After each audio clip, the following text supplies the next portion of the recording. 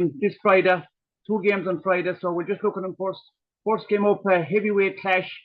The host Germany probably against Spain, who are probably the most impressive team in this so far. So Germany versus Spain, quarterfinal. What are your thoughts? Yeah, Paul, this is the heavyweight tie, as you said. Two heavyweight ties on Friday. We'll get to the first one at 5 o'clock on Friday. Spain, Germany. I think you're right. I suppose Spain have been the most impressive side of the Euro so far. Did swept aside Croatia 3-0. Although Croatia had many chances in the game as well. They had won their group with a game to spare. Good win. Good win against Georgia. I know that Georgia took the lead and they caused them a few problems, but their clash showed in the end with Nico Williams and Jamal on the wings. Two very good young players. Ras has been chipping in with a few goals as well. We'll get to him maybe later on, but I think Spain, Germany, two farm teams, Paul, of the tournament. I think Germany less so. I know they're the home nation. I think they had a fantastic start against Scotland 5-1. A little bit shaky against Hungary and lucky enough to get a draw against Switzerland in the last minute equaliser to get on this side of the draw. Though seems to be the harder side of the draw. Might get to that a little bit later too. But Spain, Germany, I just have a sneaky feeling for Spain in this one, Paul, to be quite honest with you. I think they're playing the better football.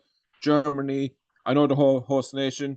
Coming into the tournament, they weren't probably in best of form. Nagelsmann hasn't played very well now at the moment. Musiala doing very, very well in the game against Denmark. Scored a very good goal.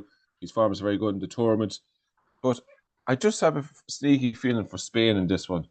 They're playing the best football in the tournament so far. They seem to have a settled side. They've Rodri there in midfield.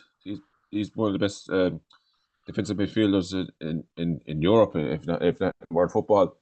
He chipped in with a goal as well during the tournament as well. So I just have a funny feeling Spain. This is going to be a tight battle, Paul. Big heavyweight clash. But I just have a funny feeling Spain might just edge. I don't know what you think, Paul. I suppose Germany in the last couple of tournaments have had 4 tournaments. Yeah. Which is not normal. So I suppose a new generation of players, but you have to do anyway. But if they're going to win it, even with the home backing, I think they're going to have to take their chances. Against Denmark, is it Havertz? Is that his name or pronunciation? Yeah, Havertz, yeah. He had 3 clear-cut gilt-edge chances. He took one of them, but that's not good enough. Against Spain, he might only get 1 clear-cut chance. So they're going to have to take their chances when they come.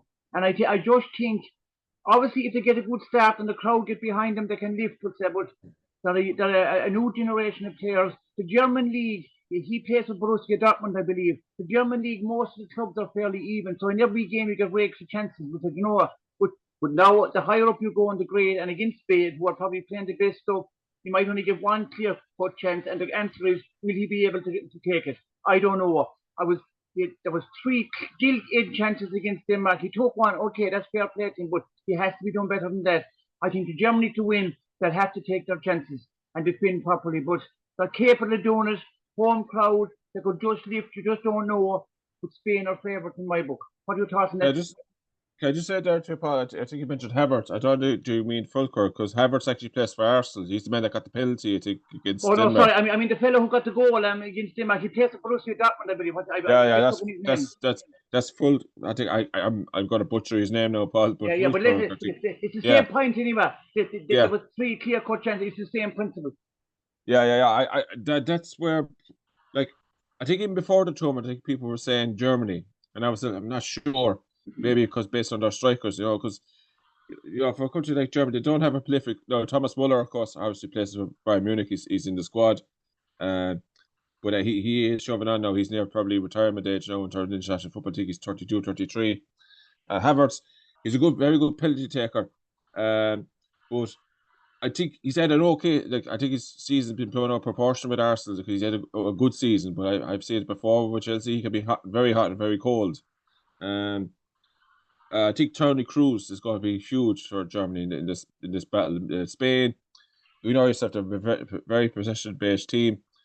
I think if Germany are to get a handle in this game, Toni Kroos is going to have a very good game. He has had a good tournament. He is actually going retiring after this tournament, win or lose. So I think that's going to be a huge battle where Germany are going to have to get an even split. Because as we know ourselves, Spain are a possession-based team. They always seem to control midfield. I think if Germany are going to have a good chance, Tony Cruz is going to have a very good game for him to get a foothold in the game, get as many maybe not as many chances as Spain, because I think Spain are probably the most chance created and most chance converted team in the Euros. They've scored a lot of goals and they haven't conceded many to be either. Paul, I think they only conceded one goal, and that was an own goal against Georgia.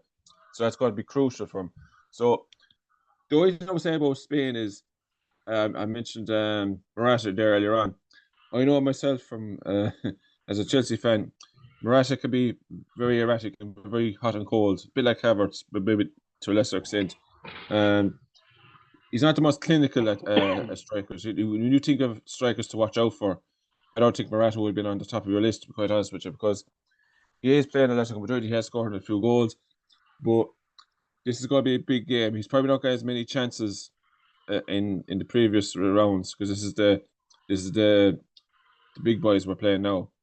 And I think these two teams, in terms of their strikers, I agree with you, Paul, they're not the most clinical. And as you said yourself, and another striker for Germany, will Morata for Spain get as many chances as he had in the previous rounds? Like if he scores a one, but he needs two, three, or four, that might do because the other side might be more clinical. So it's a very hard one to call, Paul. But I think just based on what we've seen so far, and the fact that they've played probably the best football so far in the tournament, I would give Spain a slight edge, but I wouldn't be one bit surprised if Germany were to nick it. Because actually, to be honest with you, Paul, I wouldn't mind Germany winning the whole tournament. But it's just I have a fancy for Spain in this one, Paul. Just an edge, 2-1. Yeah, it's a fair comment. I know. We'll look at the second game then on Friday, second quarter final, Portugal against France.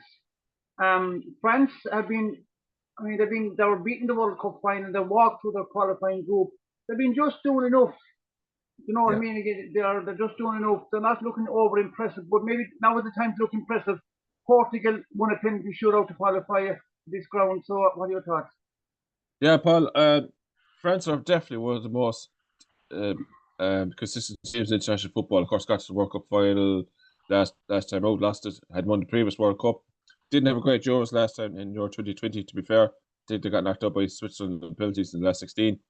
But they are, Didier Deschamps has him tick them over nicely. But I have to say, though, in this tournament so far, Paul, they have been one of the most disappointing teams so far. They haven't scored a goal from open play yet, Paul. They've had two own goals and a penalty by Mbappe. They haven't scored their own goal from open play at all. And there's something not quite clicking with France, Paul, to be quite honest. It doesn't seem to create as many chances. Now, Kante, I think the first two games in the group stages, he got their man of the match against, I think they win against Austria and the draw against the Netherlands. Now, to be fair, they were lucky enough not to lose that game because the Netherlands could say that their goal that they got shouldn't have been chalked off. But that's beside the point. We're here now. And they're going to have to up it a good bit, Paul, to beat Portugal. I know Portugal already got through on the penalty shootout against Sevilla. I accept that. But Portugal at least were creating a lot of chances in that game. I looked at that all the time. France, I just like I think Deschamps has come under a little bit of pressure, Paul, from the French media. No more so than any other country because when you're a big nation, you're going to get the pressure. But I think he said something this was where if we don't like the football, you can change the channel. I think it's just all results driven. And to be fair, they can back it up because they have won the World Cup in 2018. They have got to the World Cup final. I lost the penalties to Argentina in a 3-3 draw. So you know there's more to come from France, and they have proven that they can click into gear now at this stage of the competition. But I don't think you can just turn it on either, Paul. I mean, I saw. Unfortunately, I wasn't able to see the whole game against Belgium, but the game looked very poor and very. I think Belgium had their chances. Kevin De Bruyne, you know, if he was on better form, I mean that chance he had. I know it was a good save by the keeper, but I think De Bruyne on form, playing for Manchester City, for example, would have buried that chance he got. So they're not convincing, Paul, but they always seem to get the job done. But France were my pick for the tournament at the start before a ball was kicked. I'm not quite sure about them. Now I know they had the World Cup they won in 2018, they didn't really start off pretty good either. They had one or two disappointing draws. But no, and let us know, this is the time for him against the Yeah. big guns when down now. This is the time to produce it. So just I have to move it on again. So what are your thoughts? Can you think they can do it? I think they could do it. I think it's going to be like a 1-0 or 2-1 like the previous game there was Spain Germany. This is going to be a tight game. In international football, it's always tight in these big heavyweight clashes.